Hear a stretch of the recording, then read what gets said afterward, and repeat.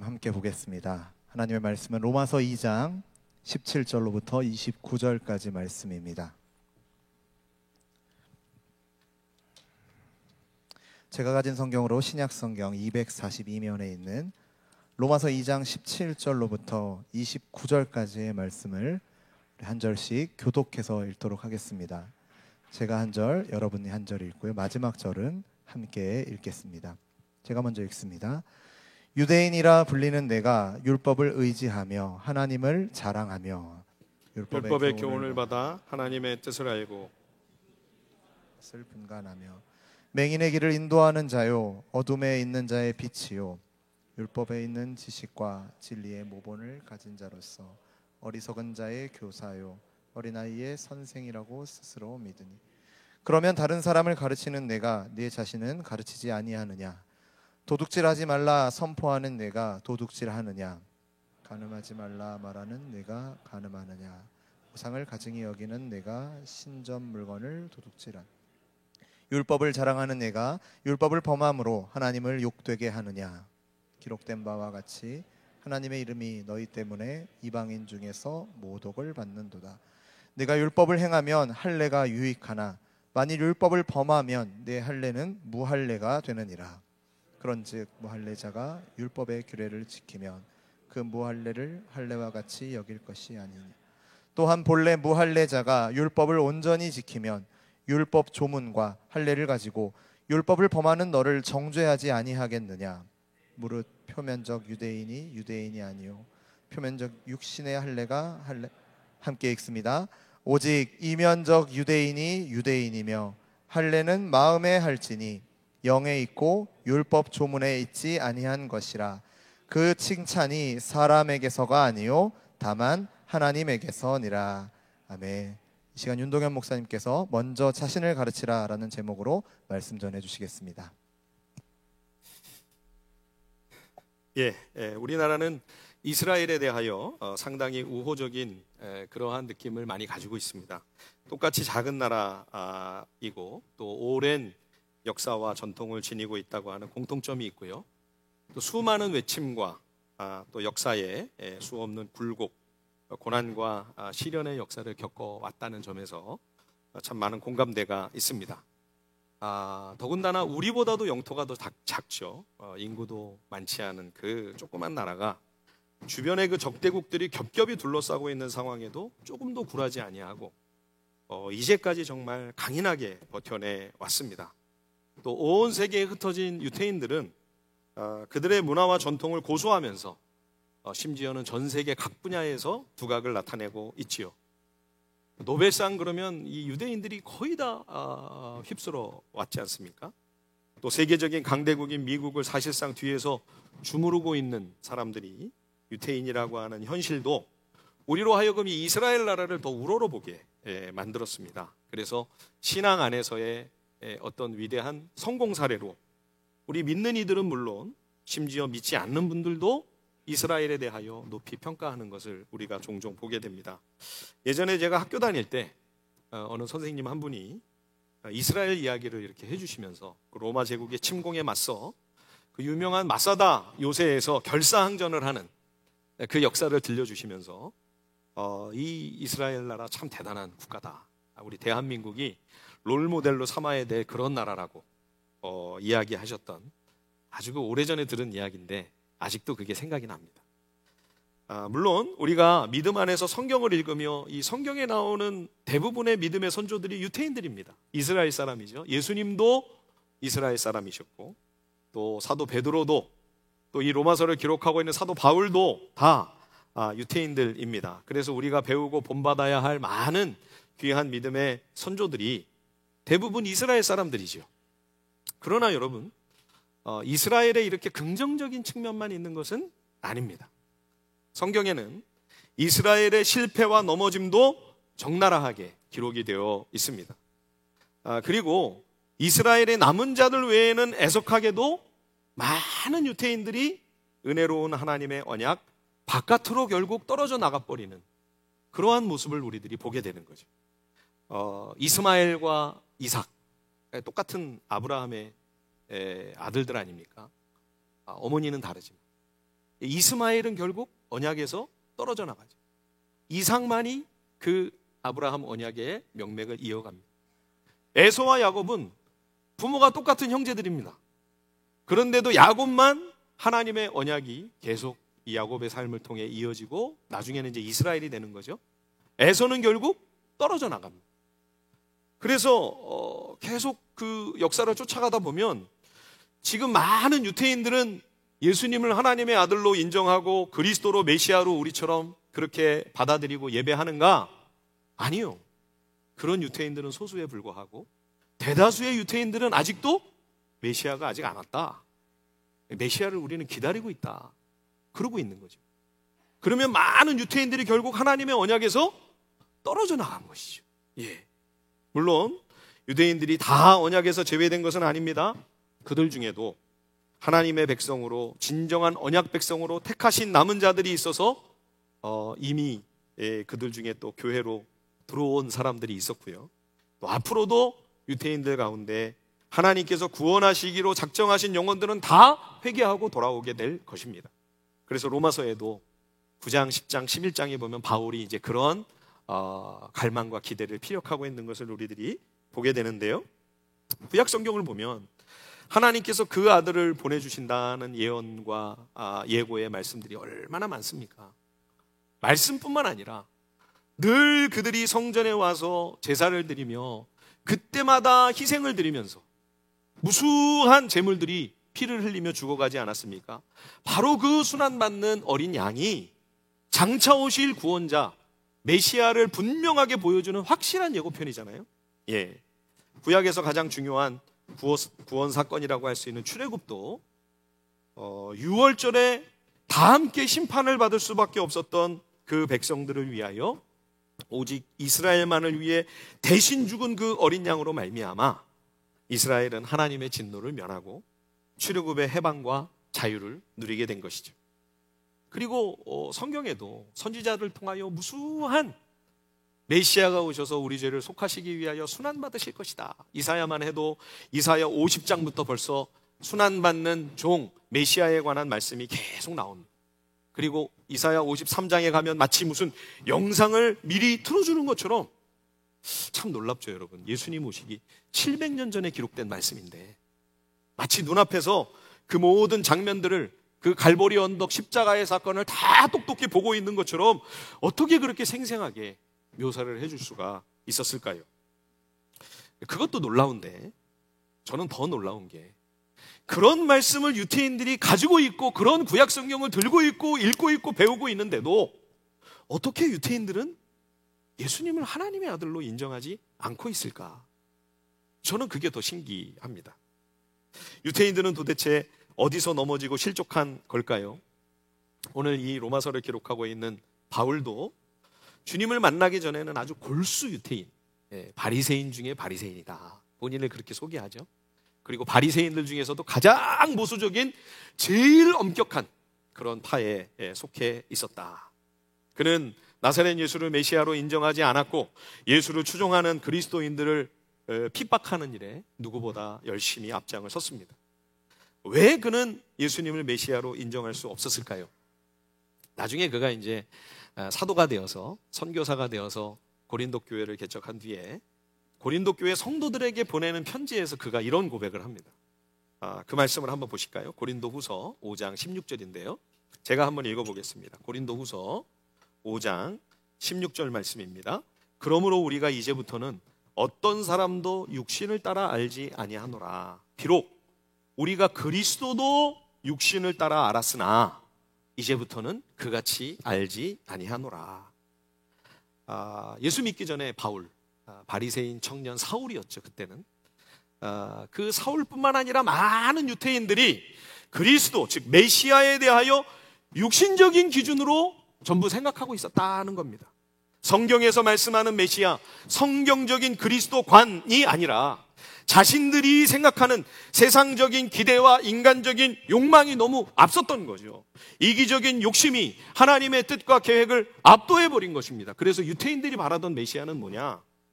다윗 왕과 솔로몬 같은 군사적인 지도자, 정치적인 수완이 뛰어나고 탁월한 영도자입니다. 그래서 다윗 왕과 솔로몬의 때처럼 이스라엘을 외세로부터 독립시켜 자유와 해방을 누리게 할 뿐만 아니라 경제적으로나 군사적으로나 아주 강성하고 부강해서 이스라엘 민족을 다시 부흥시켜줄 그런 지도자, 그가 그리스도다, 그가 메시아다라고 생각해서 그런 구원자를 기다리고 고대하고 있었던 거죠. 그러니까 구약 성경에 아무리 우리 죄를 구속해 주시기 위하여 하나님의 아들이 오셔서 그분이 바로 메시아로, 그분이 바로 그리스도시라, 우리를 위해 피 흘리시고 죽으실 것이다, 아무리 여러 곳에서 많은 선지자를 통해 말씀을 해 주셔도 그런 성경의 내용들은 다 빼먹고 그 부분은 삭제하고 자기네들이 읽고 싶은 것만 건너뛰어가면서 읽는 거예요. 여러분, 유태인들이 성경을 잘하는 것 같습니까? 그렇지 않습니다. 유태인들이요, 많은 유태인들이요, 구약 성경을 제대로 읽지 않았습니다. 정말 겸손한 마음으로 하나님의 은혜를 사모하면서 제대로 구약 성경을 빠짐없이 읽었더라면 그들은 예수님을 믿었겠죠. 예수님을 그리스도로 받아들이고 예수님이 딱 나타나셨을 때, 저분이 바로 하나님의 아들이시로구나, 그리스도다, 저분이 바로 메시아다, 틀림없다, 확신할 수 있었을 것입니다. 많은 유대인들이 성경을 제대로 읽질 않은 거예요. 그리고 나름의 그리스도에 대한 생각, 인간적인 메시아, 세상적인 메시아, 이런 생각에 꽉 차서 그런 구원자를 기다리고 있다 보니 예수님이 그들의 양이 안 차는 거죠. 예수님이 나사렛 시골에서 자라셨죠. 나사렛은 갈릴리보다도 더 변두리입니다. 갈릴리도 예루살렘 사람들에게 무시당하는 변방인데 갈릴리 사람들도 나사렛 사람들을 무시했어요. 그 예수님의 제자 빌립이 자기가 그리스도를 만났다고 이제 나다나엘을 전도하잖아요. 그래가지고 나다나엘에게 내가 메시아를 만났다, 그분이 누구냐? 나사렛 출신이신데, 그랬더니 대번에 나다나엘이 하는 말이 뭐냐면, 야, 나사렛에서 무슨 선한 게 날 수 있냐, 나사렛 출신이 어떻게 메시아가 될 수 있냐는 거죠. 그래서 저는 이 나다나엘이 좀 교육도 많이 받고 예루살렘 출신인 줄 알았거든요. 이 나다나엘이 어디 출신인가 찾아봤더니 갈릴리 사람이에요. 그 쥐도 무시받는 주제에 자기보다 더 깡천이라고, 세상에 어떻게 나사렛에서 선한 게 날 수 있느냐. 우습죠, 여러분? 예수님은 가방끈이 짧으신 정도가 아니고 끈이 아예 없으셨습니다. 그 당시 랍비들의 문화에 들어가 공부를 하는 그런 정규교육, 그런 거 전혀 받지 못하셨죠. 거기다가 나중에는 이방인들에게 넘겨져서 십자가에 달려 죽으셨습니다. 이 모세 율법 신명기에 의하면 나무에 높이 매달려 죽임을 당하는 것은 하나님께 저주받은 가장 수치스러운 죽음입니다. 유대 지도자들이 예수님을 죽이려고 이제 신성모독죄를 뒤집어 씌웠습니다. 그러면 얼마든지 그 자리에서 돌로 쳐서 즉결 심판을 해버릴 수 있었습니다. 종교적인 부분에 관해서는 로마에서 관여를 안 했거든요. 그러니까 자기네들이 죽일 권세가 없어서 로마에 넘긴 게 아니에요. 죽일 수 있었어요. 그런데도 왜 그렇게 어려운 길로, 쉬운 길이 있는데 어려운 길로 돌아가면서 예수님을 죽이려고 했을까요? 빌라도는 예수님께 죄가 없다는 사실을 알고 있었죠. 어떻게 해서든지 석방을 해주려고 노력하지 않았습니까? 그런데도 그런 빌라도에게, 예수님을 안 죽이려고 애를 쓰는 빌라도에게 어떻게 해서든지 압력을 넣어가지고 끝내는 빌라도의 손으로 십자가에 처형시켜 예수님을 죽이고 말지요. 왜 그랬냐면 과거에도 참된 하나님의 선지자들이 악한 지도자에 의해서, 백성들에 의해서 억울한 죽임을 당하는 일들이 종종 있었습니다. 그런 일이 벌어지면 나중에 가서 보니까 그 선지자의 진실함과 의로움이 더 확실한 역사적 평가를 받게 되고, 그래서 사후의 백성들이 그를 더 기리고 기념하고 그를 더 추종하게 되는 그런 골치 아픈 일들이 빈번하게 일어나는 거예요. 세례 요한도 마찬가지. 세례 요한의 순교 이후에 오히려 백성들이 더 깊이 깨달았습니다. 하나님이 보내신 진정한 선지자로구나. 그렇게 평가하면서 그 명성이 더 높아지는 거죠. 그래서 유대 지도자들은 자기네들이 죽여버리면 혹시 이 예수님 사후에라도 더 칭송을 받는 그런 불상사가 결코 일어나지 않도록 굳이 꼭 이방인들의 손으로 십자가에 매달아 예수님을 처형하려고 한 것입니다. 그래서 저런 저주받은 죽음을 죽었으니 어떻게 그가 메시아가 될 수 있는가? 말도 안 된다. 그리고 심지어 하나님께로부터 보냄받은 선지자라는 평가조차 못 받도록 그렇게 악한 계략을 세웠던 거죠. 그게 어느 정도 통했습니다. 그래서 바리새인 청년 사울도 당연히 대부분의 유대인들처럼 세상적이고 인간적인 관점에서만 메시아를 생각하다 보니까 예수님을 절대로 그리스도라 인정할 수 없었고, 오히려 더 적극적으로 누가 시킨 것도 아닌데 예수님의 추종자들인 초대교회 성도들을 박해하려고 하다가 이제 부활하신 그리스도를 직접 대면하고 나서야 그의 이제 세계관과 신앙관이, 그의 인생이 완전히 뒤집어지게 되는 거죠. 여러분, 유대인들은요, 오늘 우리 그리스도인들의 좋은 반면교사입니다. 유대인들은 분명 구약 성경이라고 하는 완벽한 계시를 받아 간직하고 있었습니다. 그러나 그들은 하나님이 과연 우리에게 뭐라고 말씀하시는가? 하나님이 과연 우리에게 무엇을 원하시는가? 이것을 순수한 마음으로 순전하게 말씀 한 구절 한 구절을 살피며 거기에 집중하는 것이 아니라 자신들의 욕심과 세상적인 탐욕과 이런 것들이 막 개입하게 되는 거예요. 예, 그런 눈으로 성경을 보게 되면 이제 심각한 영적인 편식이 있게 되는 거죠.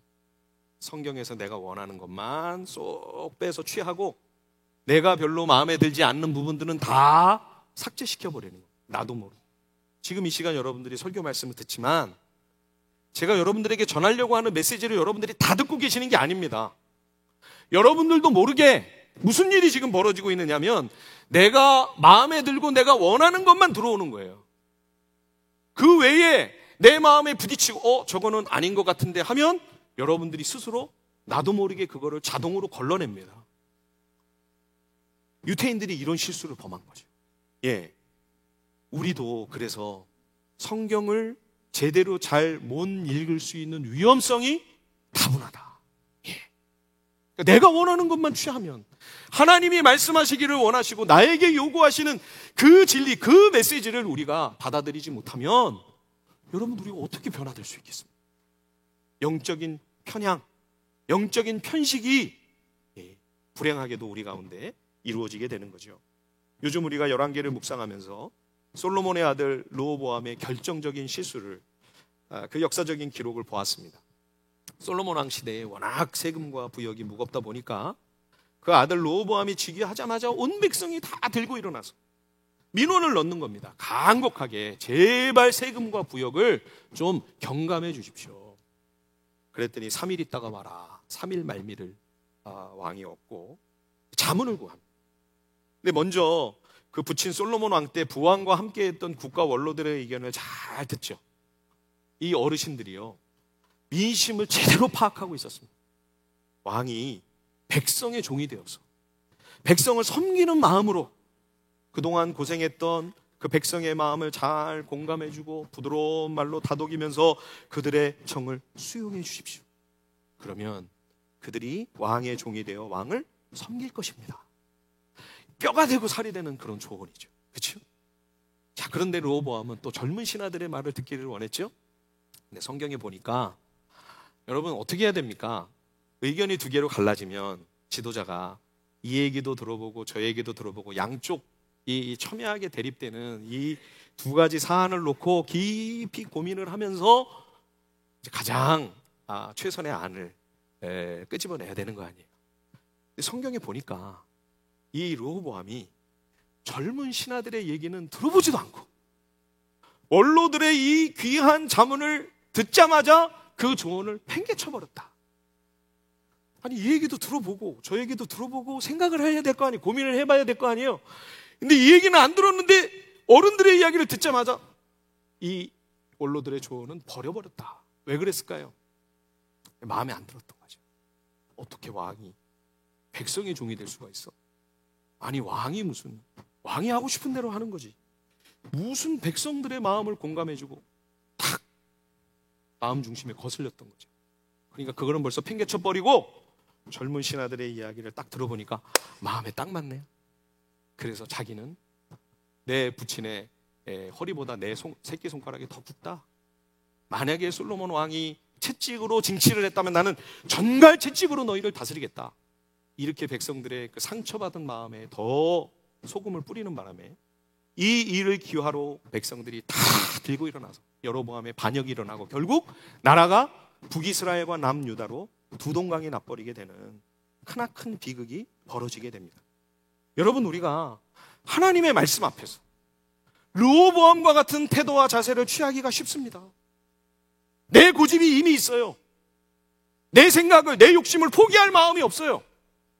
그래서 하나님의 말씀을 들을 때도 르호보암과 같이 내 마음에 맞는 이야기를 해달라는 거예요. 내가 원하는 대로 해달라는 거예요. 여러분, 이런 마음 중심을 가지고 우리가 기도한다든지 예배하면서 하나님의 말씀을 듣는다든지 여러분들이 그런 태도로 성경을 묵상하고 하나님 말씀을 읽는다면 하나님의 올바르고 선하신 뜻은 우리에게 절대로 밝히 드러날 수 없습니다. 여러분, 주님이 말씀하실 때 그게 내 뜻과 맞지 않아도 주님이 정말 그렇게 말씀하신다면 제 욕심을 접겠습니다. 제 계획을, 제 고집을 내려놓겠습니다. 주님, 말씀하시면 제가 수정하겠습니다. 언제든지 내 뜻을 고쳐먹을 마음을 가지고 우리가 기도하고 성경 앞에 나아가고 하나님 말씀을 읽고 묵상하고 설교 말씀을 들을 때도 여러분, 그런 가난한 마음과 겸비한 자세로 말씀 앞에 나아가지 않는다면 유대인들이 범한 그 실패와 그 가슴 아픈 실수를 우리가 그 전철을 그대로 밟게 되는 거죠. 우리도 또다시. 우리가 지난번 살펴보았던 로마서 1장에서는 하나님을 믿지 않는 이방인들이 얼마나 무섭고 두려운 하나님의 진노에 직면하고 있는가를 살펴봤습니다. 죄의 문제를 해결받지 못하고 하나님과의 관계에서 화해하지 않는다면 겉으로 드러나는 그 삶의 모습이 어떠함과 상관이 없이 그는 가장 위태롭고 가장 지금 위험한 그러한 영적인 상황이다 말씀드렸죠. 자, 그러면 2장에서는 지금 유대인에 관한 얘기입니다. 이방인들은 그렇다 쳐요. 그러면 지금 이미 율법을 알고 있고 율법을 가지고 있는 이 하나님의 계시를 받은 그럼 유대인들은, 언약 백성이라고 하는 이 사람들은 그럼 괜찮은가? 걱정 안 해도 되는 상황인가? 오늘 로마서 2장을 가만히 읽어보니까요, 그게 그렇지가 않은 거예요. 유대인들도 이방인들과 마찬가지로 대단히 위태로운 영적인 상황에 처해 있었습니다. 왜냐니까 율법을 그냥 알고만 있는 거예요. 말씀을 간직하고만 있는 거예요. 그대로 순종하면서 그대로 살지는 않는 거예요. 그러니까 결과적으로 보면 똑같아요. 이방인도 유대인도 말씀의 길을 걸어가는 사람이 없어요. 차이가 있다면 유대인들은 말씀을 가지고 있다는 거, 이거 하나뿐인 거죠. 자, 오늘 로마서 2장 우리 13절 말씀 한번 같이 보실까요? 2장 13절입니다. 하나님 앞에서는 율법을 듣는 자가 의인이 아니요 오직 율법을 행하는 자라야 의롭다 하심을 얻으리니. 율법을 알고 있고 듣기만 하고 있을 뿐 행치 않는다면, 실천에 옮기지 않고 그것을 삶 가운데 실행에 옮기지 않는다면 이방인이나 유대인이나 똑같다, 마찬가지다, 그런 말씀입니다. 자, 5절도 한번 읽어볼까요? 로마서 2장 5절입니다. 여기 한번 다 같이 한번 읽어보시죠. 2장 5절 시작. 다만 내 고집과 회개하지 아니한 마음을 따라 진노의 날 곧 하나님의 의로우신 심판이 나타나는 그 날에 임할 진노를 내게 쌓는도다. 여러분, 이 말씀이 이방인을 향해 말씀하시는 게 아닙니다. 지금 유대인들을 향해서 말씀을 가지고 있고 하나님의 언약 백성이라고 일컫는 그러한 하나님의 백성 이스라엘 사람들에게 선언하시는 말씀입니다. 너희도 이방인과 똑같이 하나님의 무섭고 두려운 진노를 차곡차곡 쌓고 있다. 근데 유대인들은 더 위험한 게 하나 있어요. 그게 뭐냐면 우리는 하나님의 언약 백성이라는 거예요. 나는 하나님의 택함을 받았다는 거예요. 나는 이미 하나님 나라 백성이라는 거예요. 그 사실에 안주하면서 자기 자신을 돌아보지 못하는 거예요. 이 말씀을 가지고 말씀의 길을 안 걸어가고 있는데 그게 얼마나 심각한 문제인지를 모르고 나는 언약 백성이니까 하면서 자기는 괜찮다고 안심을 해버리고 이방인들만 손가락질하고 있는 거예요. 너희들 그렇게 살면 안 된다 하면서 비난하고 정죄하고 비판하기에 급급했던 거죠.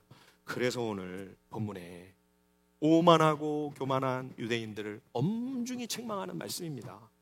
한번 거기 읽어보실까요? 로마서 2장 우리 1절, 2절, 3절 같이 한번 읽어보겠습니다. 1절로 3절 다 같이 시작. 그러므로 남을 판단하는 사람아, 누구를 막론하고 네가 핑계하지 못할 것은 남을 판단하는 것으로 네가 너를 정죄함이니 판단하는 네가 같은 일을 행함이니라. 이런 일을 행하는 자에게 하나님의 심판이 진리대로 되는 줄 우리가 아노라. 이런 일을 행하는 자를 판단하고도 같은 일을 행하는 사람아, 네가 하나님의 심판을 피할 줄로 생각하느냐? 네가 아브라함의 자손이라고, 언약 백성이라고 심판을 피해갈 줄 아느냐? 착각하지 마라. 예수님도 신약 성경에 보면 산상수훈에서 다른 사람들을 비판하기 전에 먼저 자신을 돌아봐야 된다. 그렇죠? 지금 네 눈에 들보가 꽉 차 있는데 그 남의 눈에 그 티를 빼겠다고 그걸 갖고 그렇게 아등바등하고 있느냐. 그죠? 많은 유태인들이 말씀을 자신에게는 전혀 적용하지 않고 이방인들에게만 진리를 적용하려고 하고 있는 겁니다. 여러분, 이거는 우리들도 빠지기 너무 쉬운 함정입니다. 예. 오늘 이 말씀은 우리 신랑이 꼭 들어야 되는데 오늘 또 교회를 안 왔네. 예? 어느 집사님 있나? 오늘 오셨나? 그분이 들어야 되는 말씀인데 오늘 하필이면 결석을 했네. 예? 심지어 예배 시간에 나와서요, 남편과 아내와 자녀가 이렇게 앉아가지고 서로 말은 안 하고 레이저 눈빛을 막 쏘는 거예요, 설교 시간에. 이게 무슨 의미입니까? 졸지 말고, 지금 너한테 하시는 말씀 아니야? 똑바로 들어야지. 여러분, 하나님 말씀 앞에 다른 사람이 아니라 나를 세워야 되는데, 내가 먼저 말씀 앞에 서야 되는데, 말씀 앞에 서야 될 사람은 딴 사람이 아니라 난데. 그렇죠? 우리는 자꾸 딴 사람을 세우려고 하는 거예요. 다른 사람. 예.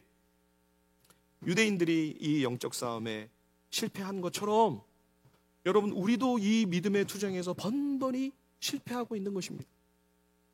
여러분, 신앙생활 하면서 저는 제일 어려운 게요, 요즘 그 메타인지라는 말을 많이 우리가 듣지 않습니까? 그죠? 자기가 자기 자신을 객관적으로 보는 거예요. 예. 신앙은 결국 이거예요. 나를 객관적으로 볼 수 있어야 돼. 그런데 이게 얼마나 어려운가. 예. 많은 신앙인들이 자기를 돌아보고 자기를 성찰하는 거, 이게 잘 안 됩니다. 예. 다윗 왕이 부하장수 부인을 빼앗고요, 그 남편을 전쟁터에서 전투를 가장해가지고 적들의 손에 살해를 해버리죠. 이게 이제 얼마나 비열한 일인가 하면요, 전에 다윗이 왕되기 전에 사울이 왕일 때 다윗을 시기해서 다윗을 그렇게 죽이려고 했잖아요. 그 계략 중에 하나가 뭐냐면, 블레셋과의 전투에서 그 최전선에 다윗을 밀어놓고 자기는 손 안 대고 코 풀겠다는 거죠. 블레셋의 손으로 다윗을 죽여 없애겠다. 다윗은 주의 은혜로 살아남았는데요, 지금 다윗은 그 똑같은 함정을 파놓고 아무 잘못도 없는 충직한 장수 우리아를 전투가 제일 치열하게 벌어지고 있는 그 최전선에다가 몰아놓고 적들의 손으로 우리아를 죽인 겁니다. 예. 하나님께서 선지자를 다윗에게 보내시죠. 나단 선지자가 왕에게 이야기를 하나 들려줍니다. 어느 가난한 집에 식구처럼 애지중지 아끼는 어린 암양이 한 마리 있었는데, 그 같은 성읍에 양과 소가 심히 많은 그 부잣집에 손님이 찾아오니까 그 자기 많은 가축들은 다 그냥 내버려두고 그 가난한 집에 하필이면 그 어린 암양 한 마리를 뺏어다가 자기 손님을 그걸로 대접을 했다는 거예요. 그러니까 다윗이 듣자마자 그냥 분개하면서 아주 분노로 부들부들 치를 떨었습니다. 세상에 어찌 그토록 악하고 못된 놈이 있을 수가 있는가? 그런 죄인은 당장 죽여야 된다. 예, 다윗이 아주 그냥 꼭지가 돌았어요. 제 막내 그 중학교 1학년 된 우리 딸이 저한테 퀴즈를 하나 냈습니다. 아빠, 임금님이 화가 났다, 그거를 세 글자로 한번 해보세요. 세 글자로 하면 뭘까요? 왕뚜껑이래요. 왕뚜껑. 왕이 뚜껑이 열렸다고. 아재 개그보다도 못한 거를 하면서 제가 하면 그렇게 뭐라고 해요. 예. 다윗이 뚜껑이 열렸어요. 예. 어떻게 이런 놈이 있을 수가 있느냐. 당장 죽어야 된다. 그리고 그 암양 한 마리는 4배로 갚아줘라. 그러니까 나단 선지자가 목숨 걸고 직언을 합니다. 당신이 바로 그 사람입니다. 죽어야 할 그 죄인이 바로 당신입니다. 여러분, 우리가 말씀 앞에서 나를 성찰하고 나를 돌아본다고 하는 거 만만치 않은 싸움입니다. 지금 이 로마서를 기록하고 있는 이 바울도요, 예수님 만나기 전에는 자신을 몰랐던 겁니다. 전혀 자기 자신에 대해서 객관적으로 메타인지를 못했던 거예요. 예, 우리가 읽은 오늘 본문 로마서 2장 17절에서 29절 이 말씀은요, 바울이 유대인들을 책망하기 위한 말씀이라기보다는 저는 그런 느낌이 들었어요. 이게 바울의 자기 자신의 이게 자전적인 고백이로구나. 자기의 어떤 참회록이라고 해도 어거스틴의 참회록처럼, 예, 과언이 아니겠다, 그런 생각이 들었습니다. 예수님을 모르던 바리새인 청년 사울은 자기가 누구보다 율법을 잘 알고 하나님의 계시에 환한 율법 전문가로 자처했습니다. 지극히 선한 것을 분별할 수 있는 학식과 지식이 대단하고 훌륭하다고 자부했습니다. 그래서 스스로 그 어둠과 흑암 속에 헤매고 있는 저 이방인들에게 빛을 비춰줘야 할 사명이 나에게 있다 확신하고 있었습니다. 실제로 바리새인 청년 사울은 탁월한 율법 교사로 인정받고 있었습니다.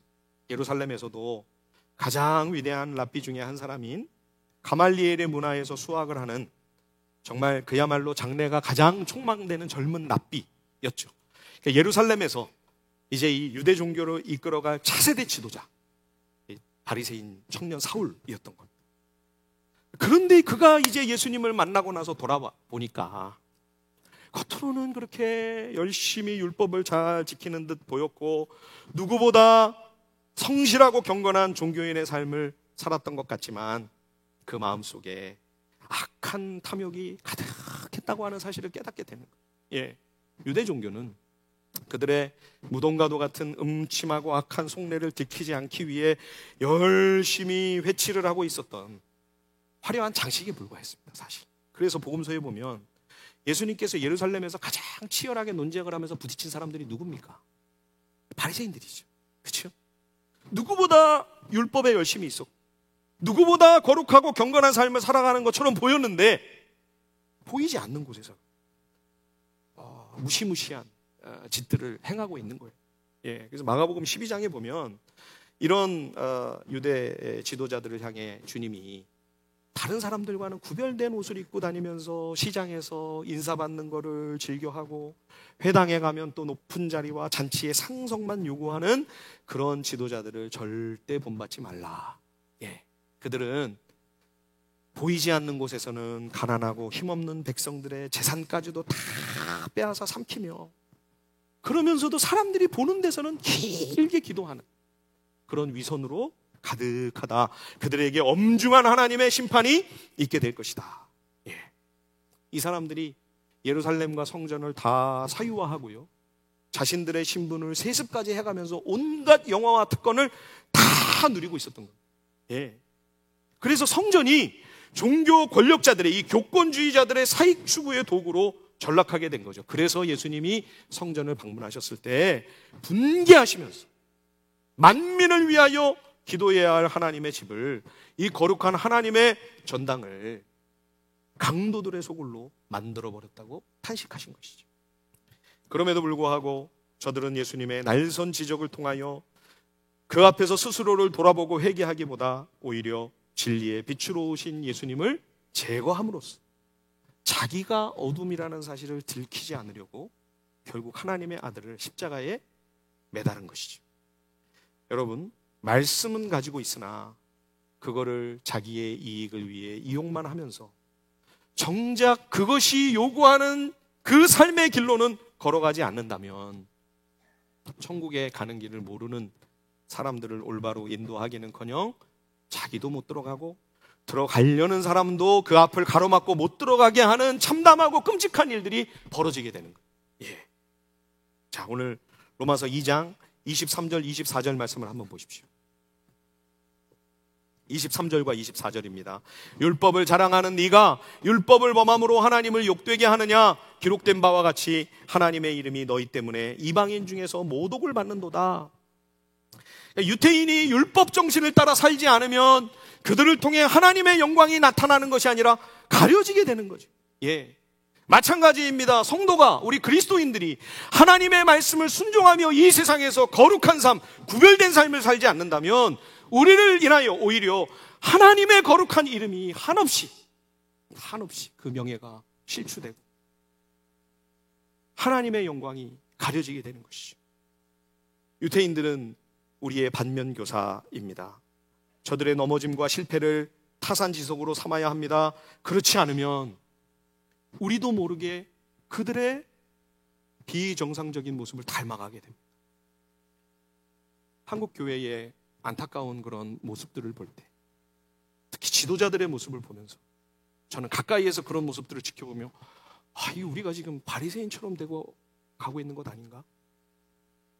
예루살렘 성전에서 벌어졌던 주님이 우시며 탄식하셨던 그 모습들이 지금 그 모습을 우리가 그대로 지금 따라가고 있는 것 아닌가? 이런 두려움을 느낄 때가 너무 많이 있습니다. 오늘 이 로마서 2장의 말씀을요, 여러분 그냥 이렇게 듣는 걸로 끝나지 마시고요, 오늘 댁에 가셔서 다시 한번 천천히 읽어보십시오. 다시 한번 읽으실 때에 유대인이라고 되어 있는 그 자리에 그리스도인, 성도라는 단어를 넣어서 바꿔서 한번 읽어보십시오. 할례라고 되어 있는 그 자리에 할례가 아니라 세례라는 말을 넣어서, 세례라는 단어를 넣어서 바꿔서 한번 읽어보십시오.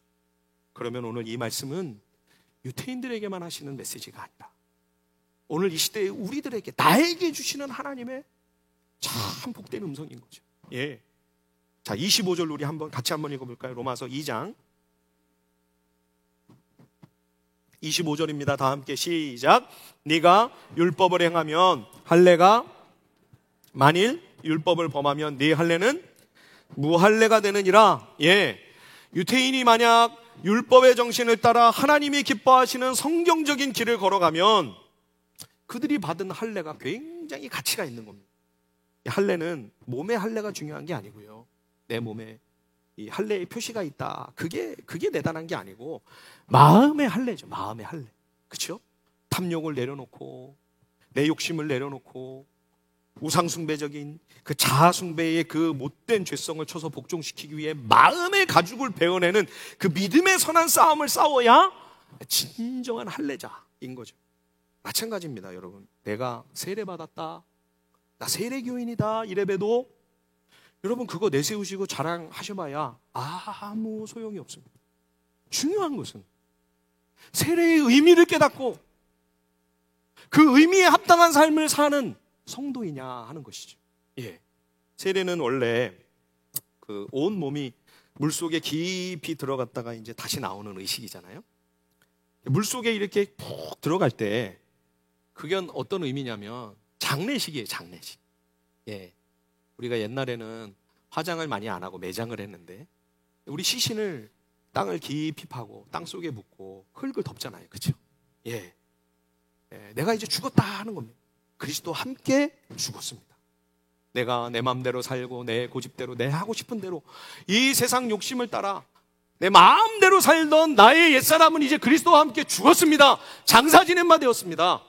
그 선언인 거예요. 그리고 이제 물속에서 다시 나오잖아요. 주님과 함께 다시 새롭게 부활한 것입니다. 예.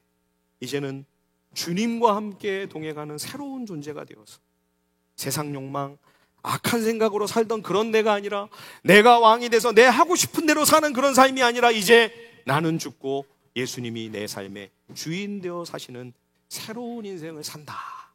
이게 이제 세례의 영적 의미인 거죠.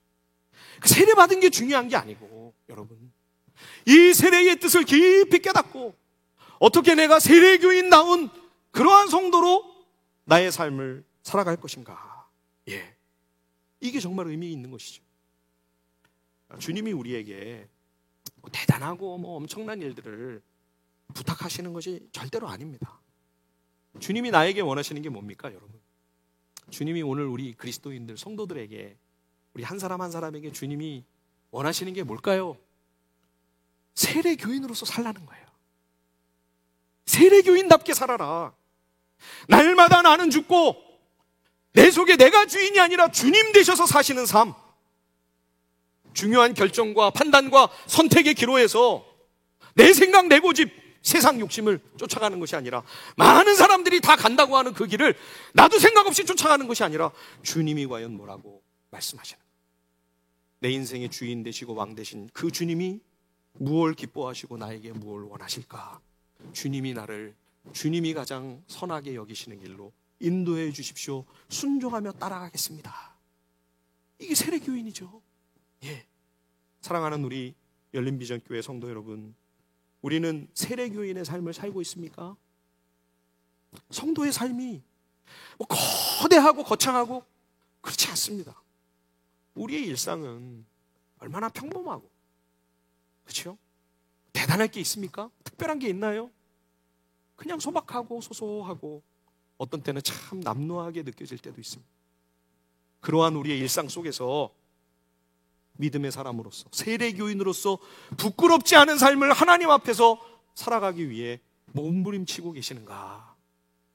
오늘 말씀이 우리에게 그걸 묻고 있는 것입니다. 어제 저희 교회 제자 양육반에서 양화진 견학을 다녀왔습니다. 이 땅에 일찍 오셔서 귀한 복음의 빛을 비춰주신 선교사님들이 약 한 150여 분 뿐만 아니라 이제 그 가족들까지, 또 어린 자녀들까지, 굉장히 많은 선교사님들이 묻혀있는 참 그 귀한 장소인데, 저는 여러 번 가봤지만 어제도 또 새롭더라고요. 한 분 한 분의 서사가 너무너무 엄청나서 저는 많이 안다고 생각을 했는데 어제도 두 분의 선교사님을 새롭게 알게 됐어요. 얼마나 감동을 받고 얼마나 또 많이 배웠는지 모릅니다. 거기에 로제타 홀 선교사님이 자기 일기에 쓴 기도 제목 한 구절이 큰 글씨로 이렇게 붙어있는 것을 봤습니다. 1890년 9월 14일 일기 중에서 우리나라에 오셔서 사역을 하시면서, 노트도 크지도 않아요. 요만한 손바닥만한 노트에 깨알같이 그렇게 일기를 적고 기도 제목을 적어 놓으셨더라고요. 그 중에 이제 한 구절을 발췌를 한 겁니다. 기도하오니 저로 충성되게 하시고 성공을 염두에 두지 않게 하소서. 기도하오니 저로 충성되게 하시고 성공을 염두에 두지 않게 하소서.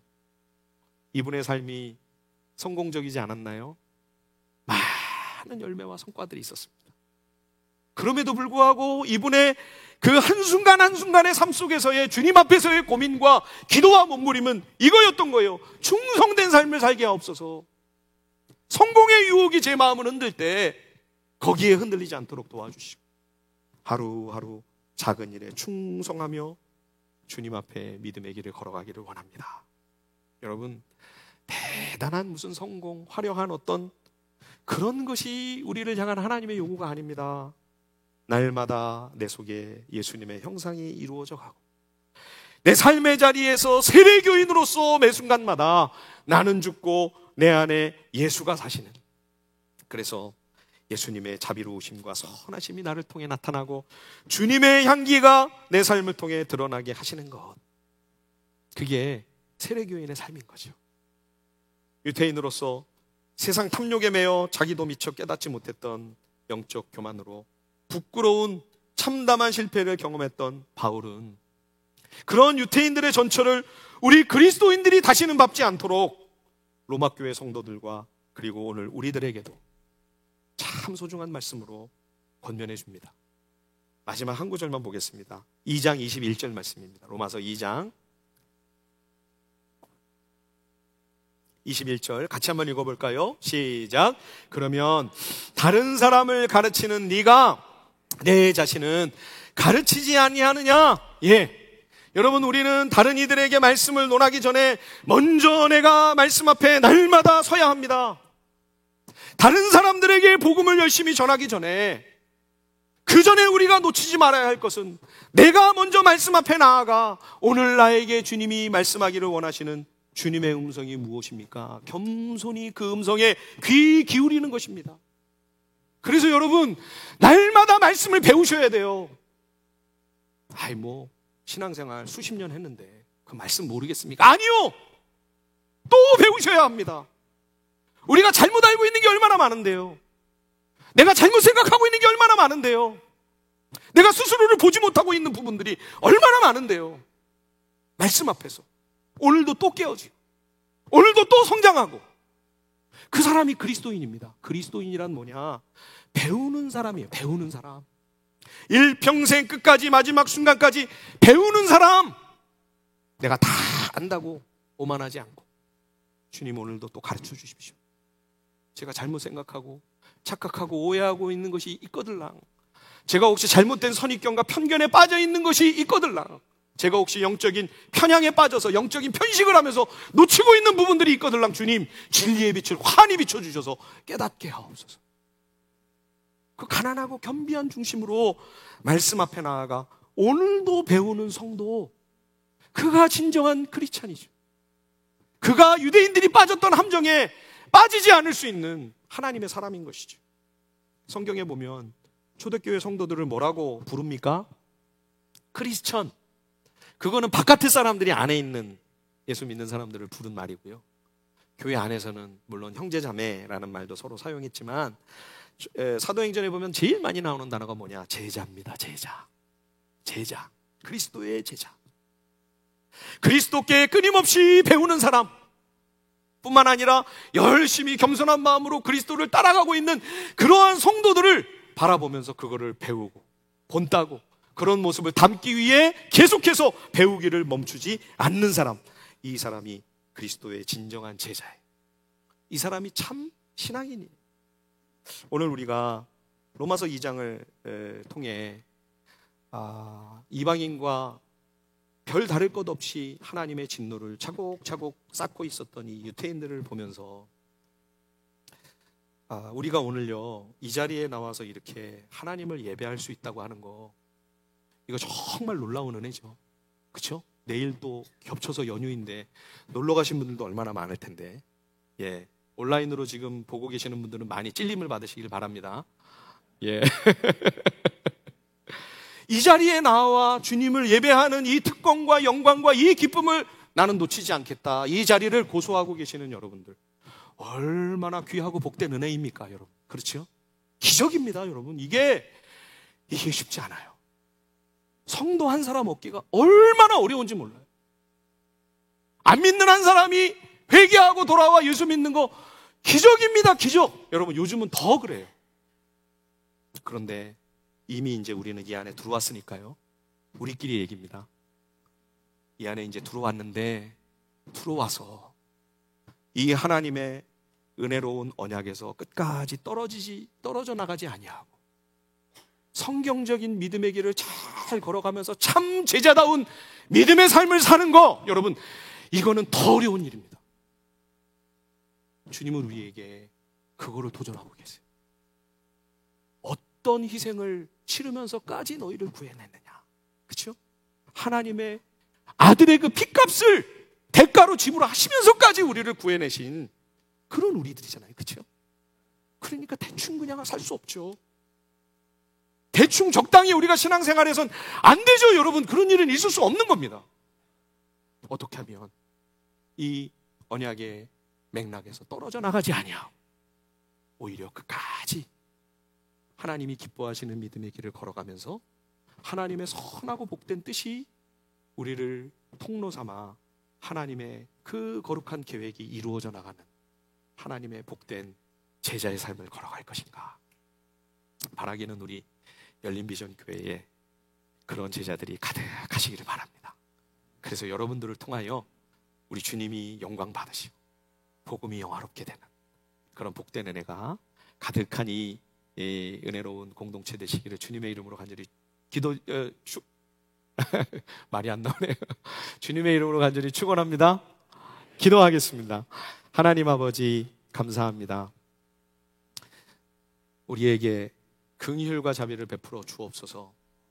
진리의 빛으로 우리의 마음 중심 내면을 환히 비춰 주셔서 주여, 우리로 하나님의 참된 길을 계속해서 배우고 깨달아가게 하여 주시기를 간절히 소원합니다. 제자다운 제자가 되게 하여 주옵소서. 주님, 유대인들처럼 인간적인 생각과 탐욕으로 언약에서 떨어져 나가는 불행한 사태가 결단코 있지 않게 하여 주옵소서. 그래서 하나님께 큰 기쁨과 영광이 되고 우리 열린비전교회 공동체를 통하여 하나님의 선하신 뜻과 계획이 계속해서 풍성하게 이루어져 나가는 복된 교회가 되게 하여 주시기를 간절히 소원하옵고 예수님의 이름으로 기도하옵나이다. 아멘.